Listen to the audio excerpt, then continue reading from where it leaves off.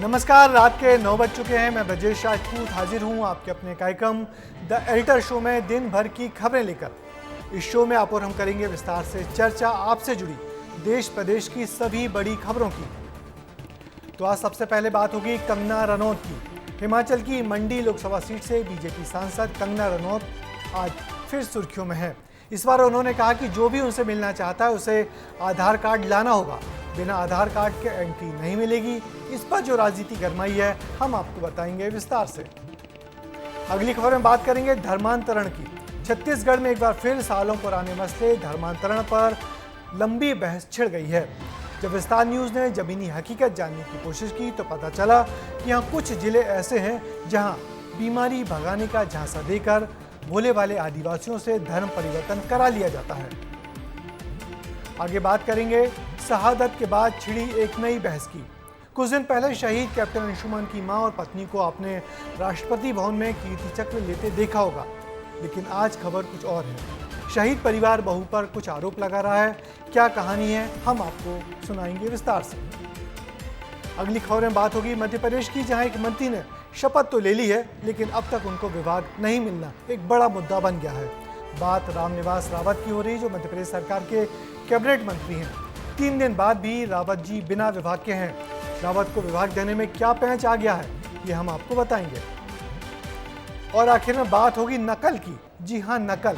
इंदौर इन दिनों काफ़ी सुर्खियों में है, कभी साइबर क्राइम को लेकर तो कभी नाइट कल्चर को लेकर। आज हम आपको चैट जीपीटी से नकल का मामला बताएंगे। तो चलिए शुरू करते हैं द एडिटर शो। फिल्म अभिनेत्री सांसद कंगना रनौत फिर खबरों में है, इस बार अपनी अजीब सी शर्त को लेकर। जैसा कि आप जानते हैं, कंगना हिमाचल की मंडी लोकसभा सीट से सांसद बन गई हैं, तो फिल्मों के साथ उनको अपनी जनता से मिलने का काम भी अब साथ साथ करना होगा, जिसके लिए उनके पास वक्त बहुत कम है। इसलिए उनका कहना है कि जो उनसे मिलने आए मंडी का आधार कार्ड लेकर आए और अपना काम भी लिख कर लाए। उनको डर है कहीं ऐसा ना हो कि काम की आड़ में उनसे सेल्फी लेने वाले लोग देश भर से उनसे मिलने मंडी चले आएं। देखिए कंगना ने क्या कहा और उसके अब क्या मायने निकाले जा रहे हैं। नो आधार नो मुलाकात, मंडी में कंगना की डिमांड। बॉलीवुड क्वीन कंगना रनौत अब हिमाचल प्रदेश की मंडी लोकसभा सीट से सांसद भी हैं। ऐसे में उन्होंने अपना कामकाज शुरू कर दिया है, लेकिन कंगना ने अपनी जनता से एक डिमांड की है। अगर कोई उनसे मिलना चाहता है तो वो अपने साथ आधार कार्ड लाना न भूले और अपनी परेशानी या मांग कागज पर लिख कर आए, नहीं तो कंगना से नहीं मिलने दिया जाएगा। मंडी सदर में जो हमारा कार्यालय है, ये इसकी डिटेल है। विशेष करके आप जानते हैं कि हिमाचल में बहुत ज्यादा जो है पर्यटक आते हैं, तो इससे यहाँ आपका आधार कार्ड, मंडी क्षेत्र का आधार कार्ड होना जरूरी है। और साथ में जो पार्लियामेंट्री आपका काम है वो भी एक चिट्ठी पे लिखा हुआ होना चाहिए। तो सुना आपने, कंगना से मिलना है तो आधार कार्ड जरूरी है। अब उनके इस बयान से हिमाचल की वादियों में सियासी बवाल मच गया है। कांग्रेस नेता और मंडी सीट से कंगना से हारने वाले विक्रमादित्य सिंह ने इस मुद्दे को भुनाने की कोशिश की है और तुरंत पोस्ट कर कहा कि मंडी के लोगों को विक्रमादित्य से मिलने के लिए कोई आधार कार्ड की जरूरत नहीं है, वो डायरेक्ट आ सकते हैं। अपने प्रदेश के हर वर्ग के लोगों से मिलें, चाहे वो छोटा कार्य है, चाहे वो बड़ा कार्य है, चाहे वो पॉलिसी मैटर है, चाहे वो इंडिविजुअल कार्य है, और उसके लिए किसी का आइडेंटिटी की आवश्यकता नहीं होती है। अगर कोई व्यक्ति हमारे पास आ रहा है या किसी भी जनप्रतिनिधि के पास आ रहा है तो अपने काम के लिए आ रहा है, और उनको वहाँ पर ये कहना कि आपको ये कागज़ चाहिए या वो कागज़ चाहिए तभी आपको मिला जाएगा, मैं समझता हूँ कि ये जो है ठीक नहीं है। एक बार फिर कंगना अपने बयान को लेकर जब सुर्खियों में आ ही गई हैं, तो हम आपको उनके और विक्रमादित्य के बीच चुनाव के दौरान हुई तनातनी भी याद दिलाते हैं। हमारे यहाँ पे भी एक छोटा पप्पू है, वो कहता है कि मैं गौमांस खाती हूँ और उसके पास एक वीडियो है, तो वो वीडियो दिखाता क्यों नहीं है? उसके पास कोई तो इस चीज का प्रमाण होगा कि उसने मुझे गौमांस खाते हुए कहाँ देखा। कोई रेस्टोरेंट का बिल होगा, कोई फोटो होगा, कोई इंटरव्यू होगा। झूठा और एक नंबर का पलटूबाज है ये छोटा पप्पू। मोहतरमा का जो खान पीन की चीजें आज निकल कर आ रही है, आज जो ऐसी चीजें निकल कर आ रही है जो हमारी देव संस्कृति को कलंकित करती है, और हमने ये कहा कि जिन जिन मंदिरों में वो जा रही है वहां पर जो है सफाई करने की आवश्यकता है। ये चीजें हम नहीं कह रहे, आज ये देव नीति के लोग इस बात को कह रहे हैं। मुझे कल कहता है कि ये जिस मंदिर में जा रही है वहां की सफाई करो, वो मंदिर जो है गंदे हो गए। इसने बड़ी गलत बातें मुझे पहले भी बोली, और कांग्रेस वालों ने जो है वो बोला कि हिमाचल की लड़कियों के जो है वो रेट क्या हैं। और मैं तो इनको कहती हूँ, पहाड़ी इंसान लड़कियों में जितना दम है, अगर यहाँ ये जितने भी चंपू दिखे, ऐसा एक पहाड़ी थप्पड़ पड़ेगा कि लड़कियों के। कंगना विक्रमादित्य को कभी छोटा पप्पू तो चंपू तक बोल चुकी हैं, लेकिन 6 जून को जब CISF कांस्टेबल ने कंगना को थप्पड़ मारा था तब विक्रमादित्य ने उनका समर्थन किया था। बहुत अनफॉर्चुनेट है, किसी भी व्यक्ति के साथ इस तरीके की दुर्घटना नहीं होनी चाहिए, and particularly a lady who is a member of parliament now. तो उनके साथ इस तरीके की बदसलूकी अगर करी है तो मैं समझता हूं कि, और वो भी एक सुरक्षा कर्मी द्वारा, बहुत अनफॉर्चुनेट है। और अभी ऐसा सुनने में आ रहा है कि कुछ उनकी ग्रीवेंसेस थी विद रिगार्ड टू जो फार्मर्स प्रोटेस्ट था, उसमें अपनी बात को रखने का एक संवैधानिक तरीका है। हालांकि ये कंगना है जो जब भी बोलती हैं तो या तो विवाद होता है या वे खुद वायरल होती हैं। ब्यूरो रिपोर्ट, विस्तार न्यूज। आप जानते हैं कि कंगना से पहले भी किरण खेर, हेमा मालिनी, जयप्रदा, खुशबू और स्मृति ईरानी जैसी बड़ी अभिनेत्रियां सांसद बनी हैं, मगर लोगों से मिलने के लिए ऐसी अजीब सी शर्त किसी ने नहीं रखी। मगर कंगना तो फिर कंगना है, सबसे अलग और सबसे जुदा। अब बात उस जनता की है जिसने फिल्म हीरोइन सांसद के रूप में चुन तो ली है, अब नखरे तो उठाने ही पड़ेंगे। वैसे कंगना ने यह भी साफ कर दिया कि उनसे लोग गांव के छोटे छोटे काम के लिए नहीं, बल्कि केंद्र सरकार की योजनाओं वाले काम के लिए ही व्यक्तिगत आकर मिलें तो अच्छा होगा। यानी कि शर्त फिर एक नई शर्त। उधर छत्तीसगढ़ में धर्मांतरण का मुद्दा फिर सुलग उठा है। सरगुजा में ईसाई धर्म अपनाने वाले लोग बड़ी संख्या में अपने पुराने धर्म में वापसी कर रहे हैं। इन लोगों ने लालच देकर धर्म बदलवाने का आरोप भी लगाया है। आरोपों की सच्चाई जानने के लिए विस्तार न्यूज ने लोगों से बात की तो बहुत सारी चौंकाने वाली बातें हमारे सामने आई। देखिए हमारे संवाददाता की एक ग्राउंड से भेजी गई रिपोर्ट। धर्मांतरण से ठीक होंगे लोग, ये कैसा अंधविश्वास का रोग।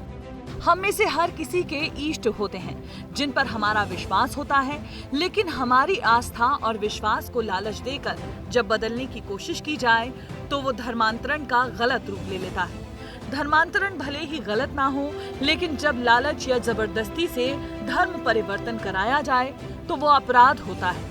छत्तीसगढ़ के सरगुजा में धर्मांतरण के कई मामले सामने आ रहे हैं, लेकिन जब हमने इसका जमीनी सच जानने की कोशिश की तो धर्मांतरण का खेल उजागर हुआ। ये प्रभा हैं जो अंबिकापुर के बहरापारा से हैं। पति की हालत गंभीर थी, दवाइयां काम नहीं कर रही थी, तो दूसरे समुदाय के लोगों ने इसका फायदा उठाया और धर्म परिवर्तन कराने का झांसा दे दिया। जब मोर पति का तबीयत खराब रही, उस समय ठीक नहीं होत रही, तो इधर उधर देखे, फिर पता नहीं चली। फिर 1-2 बार प्रार्थना करवाएं ठीक है बोल के, तो ठीक नहीं हुई।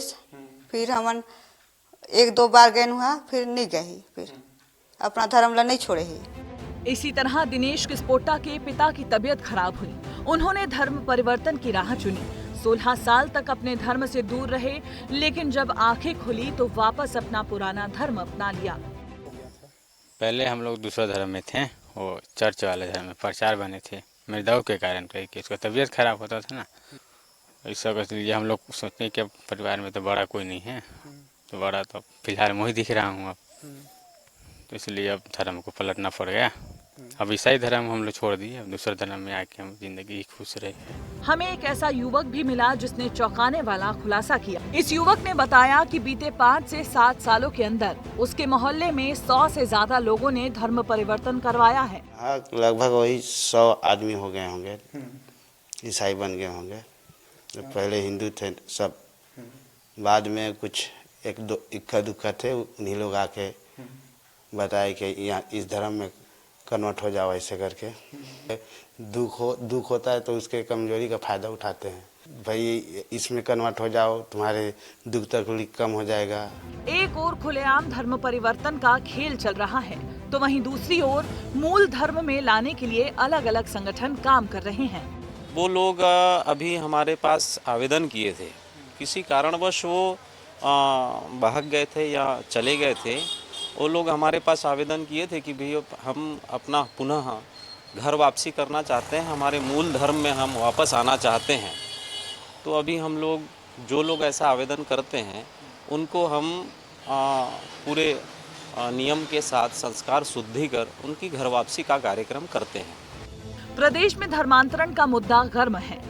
कांग्रेस सरकार में धर्मांतरण के खिलाफ 34 मामले दर्ज किए गए थे, जबकि 3400 से ज्यादा मामलों की शिकायत मिली थी। सड़क से लेकर सदन तक धर्मांतरण का मुद्दा हमेशा गर्माता रहा है। छत्तीसगढ़ में छत्तीसगढ़ धर्म स्वतंत्रता अधिनियम तक बना हुआ है, जिसके तहत बलपूर्वक धर्मांतरण कराने पर 1 साल की कैद, 5000 रुपए जुर्माना या फिर दोनों सजाएं एक साथ देने का प्रावधान तक है। अगर कोई व्यक्ति किसी नाबालिग, महिला, आदिवासी या दलित का धर्मांतरण करवाता है तो उसे दोगुनी सजा मिलती है। इसी की तर्ज पर बीजेपी ने एक और विधेयक बनाने का लक्ष्य रखा था, लेकिन कांग्रेस को ये राज नहीं आया और लोभ लालच के माध्यम से बिना शासन को सूचना दिए धर्म परिवर्तन करवा लेते हैं और उसके कारण विवाद पैदा होता है, उसके कारण समाज में विद्वेष पैदा होता है।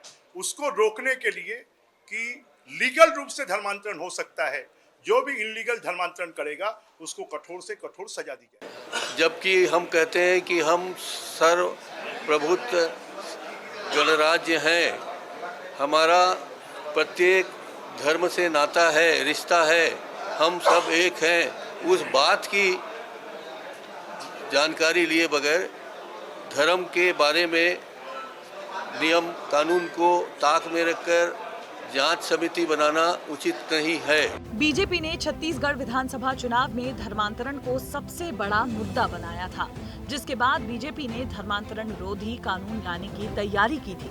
हालांकि अब तक ऐसा कोई कानून नहीं बन सका है। किसी को जबरदस्ती और बहकावे में लाकर, किसी लालच देकर किसी भी धर्म को मानने के लिए मजबूर करना, उसको झांसा देना, ये गलत बात है। और शायद इसी वजह से सरकार भी इस धर्मांतरण को लेकर सख्त है। आने वाले दिनों में हो सकता है कि धर्मांतरण करने वालों के खिलाफ सरकार बड़ी कार्रवाई करे। वीडियो जर्नलिस्ट आकाश प्रधान के साथ दिलीप जायसवाल, विस्तार न्यूज।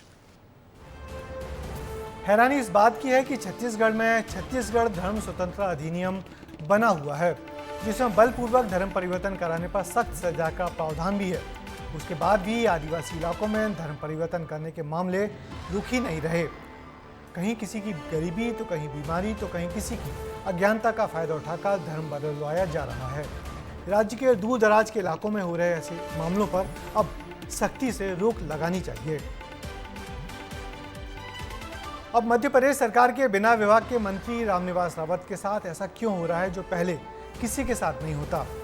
पहले तो पार्टी बदलकर वो मंत्री बने, जब मंत्री बने तो दूसरी पार्टी में थे, इस पर भी सवाल उठे। फिर जब मंत्री पद की शपथ ली तो उसमें भी गफलत हुई। पहले राज्य मंत्री और फिर कैबिनेट मंत्री की शपथ लेनी पड़ी, और अब मंत्री भी बन गए हैं तो 3 दिन गुजर गए हैं, मगर किस विभाग के मंत्री हैं कोई नहीं जानता। उस पर बीजेपी के पुराने नेता भी अब उनके मंत्री बनने पर सवाल उठा रहे हैं और जाने अनजाने में रावत पर तंज भी कस रहे हैं। कब होगा रावत जी का कल्याण, अब यही है सवाल। देखिए ये रिपोर्ट। रामनिवास रावत अभी अभी मध्य प्रदेश की डॉक्टर मोहन कैबिनेट का हिस्सा बने हैं। मंत्री तो बन गए हैं, लेकिन मंत्रालय नहीं मिला। 2 दिन पहले हुई मुख्यमंत्री डॉक्टर मोहन यादव की कैबिनेट से भी नदारद थी। वैसे ये सब बातें तो आपको पता है, तो हम आज क्यों बता रहे हैं? दरअसल आपकी तरह हमें भी यही जिज्ञासा है कि रामनिवास रावत को कौन सा मंत्री बनाया जाएगा, उन्हें कौन सा मंत्रालय मिलेगा। सवाल ये है कि रावत का कल्याण कब होगा। उनके साथ ऐसी घटनाएं हो रही हैं कि जिज्ञासा जग ही रही है। चलिए आगे बढ़ते हैं, आपको सिलसिलेवार तरीके से समझाते हैं। 1 मई 2024 कांग्रेस से 6 बार विधायक रहे रामनिवास रावत ने कांग्रेस का साथ छोड़ दिया। कांग्रेस प्रदेश अध्यक्ष की कमान जीतू पटवारी के हाथ में आने के बाद नाराज तो थे ही। मुरैना संसदीय सीट से कांग्रेस के टिकट पर चुनाव लड़ने की मंशा पूरी नहीं होने के बाद पार्टी से मोह भंग हो ही गया था। मतलब यहाँ कांग्रेस में बात नहीं बनी। पहले कार्यकारी अध्यक्ष पद छोड़ा, फिर पार्टी हाईकमान के फैसले पर नाराजगी दिखाकर रावत ने अपने लिए भविष्य की संभावना तलाशते हुए भारतीय जनता पार्टी में शामिल हो गए। लगा कुछ बड़ा होगा, हालांकि पार्टी में ऐसी अहम जिम्मेदारी मिली नहीं, मतलब यहाँ भी कोई कल्याण नहीं हुआ। हाँ, कांग्रेस से विधायक बने रहे। रामनिवास रावत को मंत्री बनाकर भाजपा के गले में एक हड्डी अटक गई है, ना वो निगलते बन रही है ना उगलते बन रही है। अब विभाग का लाले पड़े हुए हैं, पर भाजपा के जो सीनियर विधायक हैं, चाहे वो गोपाल भार्गव जी हों, चाहे जयंत मलैया जी हों, चाहे अजय विश्नोई जी हों, 6-6, 7-7, 8-8 बार के विधायक हैं, वो पूछ रहे हैं कि भाई आखिर हमारी गलती क्या है, हमें मंत्री क्यों नहीं बनाया जा रहा है। बीजेपी में शामिल होने के बाद उन्हें लगा कि डॉक्टर मोहन यादव के कैबिनेट में मंत्री बनेंगे, लेकिन उनका नाम लिस्ट में था ही नहीं। 8 जुलाई 2024 आखिरकार 8 जुलाई को उन्हें मोहन मंत्रिमंडल का हिस्सा बनाया गया।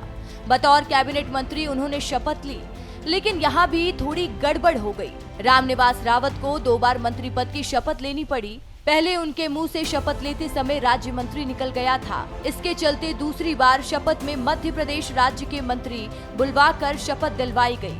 अपने कर्तव्यों का श्रद्धापूर्वक और शुद्ध अंतःकरण से निर्वहन करूंगा। मैं रामनिवास रावत ईश्वर की शपथ देता हूँ, जो विषय मध्य प्रदेश राज्य के मंत्री के रूप में मेरे विचार के लिए लाया जाएगा अथवा मुझे ज्ञात होगा, उसे किसी व्यक्ति या व्यक्तियों को तब तक के सिवाय जब ऐसे मंत्री के रूप में। 10 जुलाई 2024 उधर कांग्रेस ने खूब हल्ला मचाया तो उन्हें विजयपुर की विधायकी से इस्तीफा देना पड़ा। अब विजयपुर में उपचुनाव होंगे। मंत्रिमंडल में विभाग के बंटवारे का यह मुख्यमंत्री जी का विशेषाधिकार है। प्रदेश सरकार जल्द ही इस पर निर्णय लेगी। अभी उनको मंत्री बने हुए ज़्यादा वक्त नहीं हुआ और स्वाभाविक तौर पर वह कुछ पारिवारिक व्यस्तताओं में व्यस्त हैं और इसके पश्चात जैसे ही पूरी एक रूटीन प्रक्रिया के तहत वो भोपाल आएंगे, मुख्यमंत्री जी उनके विभाग का उनको आवंटन करेंगे और उसके पश्चात प्रदेश में जो विकासवादी राजनीति है उसमें वह भी अपने हिस्से की सहभागिता को सुनिश्चित करेंगे। उधर रामनिवास रावत को मंत्री तो बना दिया गया, लेकिन अब तक उनको कोई विभाग नहीं सौंपा गया। तो रामनिवास रावत का कल्याण होगा, यही जिज्ञासा राजनीतिक पंडितों की है, राजनेताओं की है और मीडिया जगत की भी है। ब्यूरो रिपोर्ट, विस्तार न्यूज।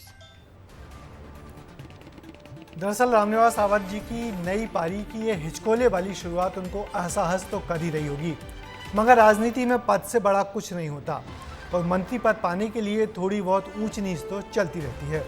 वैसे रावत को इंतजार है कि मुख्यमंत्री उनको अपने पास से कोई विभाग देते हैं या किसी मंत्री के विभाग में फेर बदल कर उनको उस विभाग का मंत्री बनाते हैं।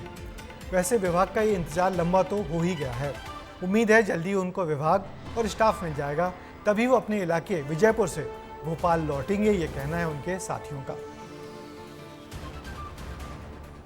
7 दिन पहले तक वो शहीद की विधवा थी, जिसे राष्ट्रपति भवन में पति की वीरता के लिए सम्मान दिया जा रहा था।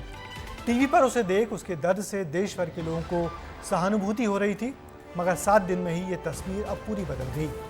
अब शहीद कैप्टन अंशुमान सिंह के माता पिता उस बहू पर आरोप लगा रहे हैं जो उनके बेटे का सब कुछ यानी कि पैसा और सामान लेकर दूर चली गई। वैसे सियाचिन में शहीद हुए अंशुमान सिंह के पिता का कहना है कि ये पैसे का नहीं बल्कि सम्मान का सवाल है, मगर बड़ा सवाल यह है कि सैनिकों की मदद के लिए बने नियम में बदलाव का भी है, जिससे माता पिता को भी सैनिक के शहीद होने के बाद उसका हक मिले। इस ज्वलंत मुद्दे पर देखिए हमारी ये खास रिपोर्ट। उनको पैसे का लालच है तो हमें सम्मान करा। अगर वो एक टाई भी लेके जाती तो हमें खुशी होता कि वो लेके गए, वो अपना सामान लेके गए। परिवार की बात अगर बाजार में जाती है तो इससे मर्यादा नहीं बढ़ती। ये शब्द उस माता पिता के हैं जिनका बेटा कैप्टन अंशुमान सिंह 19 जुलाई 2023 को सियाचिन में शहीद हुआ था। कुछ दिन पहले शहीद कैप्टन को राष्ट्रपति भवन में कीर्ति चक्र से सम्मानित भी किया गया। शहीद कैप्टन की पत्नी ने मीडिया के सामने अपनी यादें भी बांटी थी। And I would not be dramatic, but it was love at first sight. And after a month, he got selected into AFMC. On 18th July, we had a long conversation about how our life is going to be in the next 50 years. He's going to build a house, we're going to have kids and whatnot. 19th morning, I get up, I get a call. He's no more. What? I just called, I just talked to him. I mean, what do you mean, what, no more? कीर्ति चक्र बहू के हाथों में था, माँ चुप खड़ी थी। दोनों की आंखों में आंसू थे। स्मृति शहीद पति की याद में रो रही थी, लेकिन माँ के पास रोने की दो वजहें थीं। पहली बेटे की शहादत और दूसरी बहू की दूरी। माँ ने बेटे की शहादत के बाद बहू को कई बार फोन किए, लेकिन जवाब नहीं मिला। बहू अपने घर चली गई। वो लंबे समय बाद राष्ट्रपति भवन में मिली, लेकिन तब भी दोनों के बीच कोई बातचीत नहीं हुई। जब 26 जनवरी को अनाउंसमेंट हुआ, कीर्ति चक्र मिला बेटे को, तो मैं ही फ़ोन की, तो फ़ोन उठाई नहीं। 2 मिनट के बाद बैक कॉल करके आई और फिर मैं बताई कि बेटा मिला है बेटे को कीर्ति चक्र। तो बोली हाँ मुझे कल पता चल गया। कल उसको पता चल गया था पर मुझे फ़ोन नहीं की थी। शहीद परिवार इस बार सुर्खियों में दूसरी वजहों से है। अंशुमान के माता पिता ने बहू पर कुछ आरोप लगाए हैं। पिता ने केंद्र सरकार से मांग की है कि वो एनओके नियम की परिभाषा तय करें। कि अगर ये एनओके में ऐसा कुछ प्रावधान होता कि 2 चक्रा दिए जाते, जो कि एक माता पिता ले जाते और एक पत्नी ले जाती, अगर घर छोड़ दी होती तो, क्योंकि ये बात सबको पहले से पता था, हमने बताया था उनको कि हमारे मतभेद ऐसे हैं, तो उस कंडीशन में आज ये हाल ना होता कि मैं अपने आप को ठगा या मर्यादित महसूस करता। कम से कम मैं भी आता शान के साथ तो अपने बेटे के पास वो चक्रा को रखता और सत नमन करता। सबसे पहले ये समझिए कि एनओके होता क्या है। एनओके यानी नेक्स्ट टू किन, किसी व्यक्ति के सबसे नजदीकी रिश्तेदार या कानूनी प्रतिनिधि। ये किसी बैंक के नॉमिनी की ही तरह होता है। अब सेना के नियम क्या है वो समझिए। शहादत के बाद अनुग्रह राशि एनओके को मिलती है। पहले माता पिता का नाम एनओके में दर्ज होता है और शादीशुदा होने पर जीवन साथी का नाम एनओके में दर्ज होता है। शहीद अंशुमान के माता पिता इसी नियम में बदलाव चाहते हैं, क्योंकि उनकी बहू स्मृति उनके साथ नहीं रहती है। मैं ये चाहता हूँ कि एनओके में एक कंस्ट्रक्टिव रिफॉर्म हो। माँ बाप से बड़ा कौन रिश्तेदार होता है, जिसके ब्लड से रिलेशन होते हैं। तो उसमें ये होना चाहिए कि यदि ये किसी विषम परिस्थिति में रिश्ता जाता है या अनुकूल परिस्थिति में है, तो दोनों पक्षों को सर्वग्राह्य हो। पिता रवि प्रताप सिंह से पहले भी कई शहीद परिवार इस नियम में बदलाव की मांग कर चुके हैं और कई राज्यों में इसे लेकर बदलाव भी किए गए हैं। 26 जून 2024 को ही एमपी कैबिनेट ने बड़ा फैसला लिया था। शहादत के बाद जीवन साथी के अलावा माँ बाप को भी 50% राशि मिलेगी।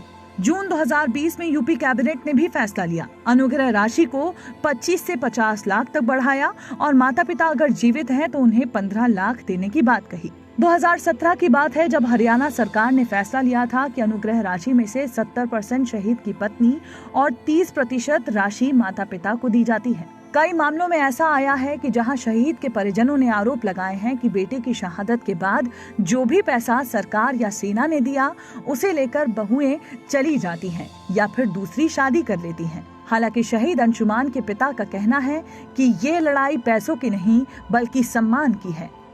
शहीद कैप्टन अंशुमान सिंह के माता पिता हैं। निश्चित तौर पर जो चर्चाएं उठ रही हैं वो नेक्स्ट ऑफ किन यानी एनओके में जो उनके निकटतम संबंधियों को लेकर नियम है सरकार की तरफ से, उसमें बदलाव को लेकर है और साथ ही साथ उनके परिवार के सदस्यों ने ये भी क्लियर किया है कि पैसों को लेकर कोई मामला नहीं है, बल्कि मामला सम्मान का है, मामला उस अधिकार का है जो सरकार के नियमों में दिया जा रहा है।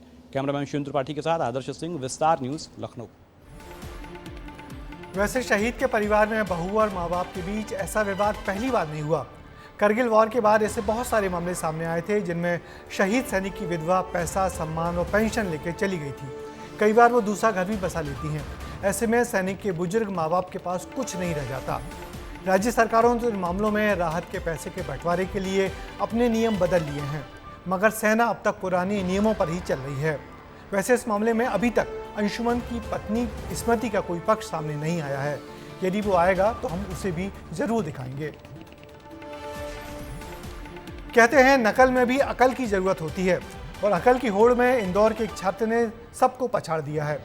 इंदौर के होलकर साइंस कॉलेज में एक छात्र चैट जीपीटी से नकल करते हुए धरा गया। इस चैट जीपीटी का नाम तो आपने सुना ही होगा।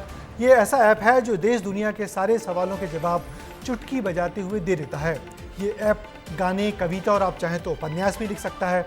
अब ऐसा पावरफुल ऐप किसी परीक्षार्थी के हाथ लग जाए तो वो नकल तो क्या, कई क्लासों का पूरा पेपर ही लिख देगा।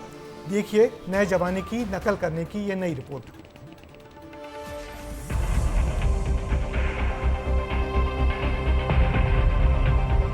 छात्रों को नहीं लगानी अकल, चैट जीपीटी से होगी नकल। अब तक आपने क्लासरूम में नकल के कई वीडियो देखे होंगे। बॉलीवुड की फिल्म मुन्ना भाई MBBS भी याद होगी। क्लासरूम में ईयरफोन लगाकर एग्जाम में चीटिंग करना बहुत आम बात है। अब इंदौर में एक छात्र ने चीटिंग का नया तरीका इजाद कर लिया है। इंदौर में अब नए जमाने की नकल हो रही है। होलकर साइंसेस कॉलेज के एक छात्र ने क्लासरूम में बैठकर चैट जीपीटी की मदद से एग्जाम में नकल की है। आर्टिफिशियल इंटेलिजेंस के टूल चैट जीपीटी के कई फायदे देखने को मिल रहे हैं, चर्चाओं में भी बना हुआ है, लेकिन अब इसके दुष्परिणाम भी सामने आने लगे हैं। इंदौर के होलकर कॉलेज में BSc 4th सेमेस्टर का एक स्टूडेंट चैट जीपीटी के माध्यम से एग्जामिनेशन में चीटिंग करते हुए पकड़ा गया है। होलकर साइंसेस कॉलेज में BSc और MSc 4th सेमेस्टर की परीक्षाएं चल रही थी। सुरक्षा के तगड़े इंतजाम थे, लेकिन किसी तरह छात्र एग्जाम हॉल में मोबाइल लेकर पहुंच गया और चैट जीपीटी से नकल करते हुए कैमरे में कैद हो गया। कल दिनांक 11 तारीख को वो मैथमेटिक्स का पर्चा चल रहा था BSc 4th सेम में, तो एक छात्र जो है वो मोबाइल से नकल कर रहा था। मोबाइल से नकल कर रहा था मतलब वो चैट जीपीटी के माध्यम से गणित के कुछ फार्मूला, कुछ जो है चीज़ें उसमें डाउनलोड करके और उसके द्वारा वो नकल कर रहा था। वहीं इस तरह से चीटिंग करने को कॉलेज के छात्र भी गलत मान रहे हैं। उनका मानना है कि ऐसे टूल का इस्तेमाल चीटिंग करने की बजाय अन्य कामों में करना बेहतर होगा। आई थिंक चीटिंग करना गलत है, क्योंकि अगर कॉलेज में तो आप थोड़ा बहुत भी पढ़ेंगे तो आसानी से पास हो सकते हैं। और क्या ये चीटिंग करके आप अपने आप को धोखा ही दे रहे हो। अल्टीमेटली अगर आप कॉलेज के एग्जाम में पास हो भी के जाते हो तो क्या होगा, आप लाइफ में फेल हो जाओगे ऐसे करके। ये गलत तरीके नहीं अपनानी चाहिए। और अगर आप चैट जीपीटी जैसे टूल्स का यूज़ भी कर रहे हो तो पॉजिटिव चीज़ों में करें ना, कहीं इनोवेशन में, नए आइडियाज़ लेने में। अब ये भी समझ लीजिए कि चैट जीपीटी होता क्या है। चैट जीपीटी आर्टिफिशियल इंटेलिजेंस का एक टूल है। ये किसी भी बात को इंटरनेट पर सर्च कर सटीक और बेहतर नतीजे देता है। इसका इस्तेमाल पढ़ाई में किया जा सकता है, किसी भी रिसर्च रिपोर्ट की सटीकता बता सकता है, आपकी थीसिस में कुछ गलती हो तो उसे सुधार भी सकता है, और ऐसे अन्य कई ऑप्शन चैट जीपीटी में मौजूद है। लेकिन उसका चीटिंग में इस्तेमाल करना गलत नहीं, बल्कि साइबर फ्रॉड है, बल्कि साइबर क्राइम तक है। प्रदेश में चैट जीपीटी से खुलेआम चीटिंग करने का ये पहला मामला है। लेकिन ऐसा नहीं है कि मध्य प्रदेश एग्जाम्स में चीटिंग शब्द से अछूता है। खरगोन में 18 मार्च 2024 की बात है, जब गाइड और किताबों को लेकर प्रश्न पत्र हल करते हुए छात्र पकड़े गए थे। मुरैना में 20 अप्रैल 2024 को BSc की परीक्षा दे रहे छात्रों को नकल की छूट दी गई थी। बैतूल में 14 मार्च 2018 को पुलिसकर्मी ने खिड़की से बच्चों को नकल करवाई थी।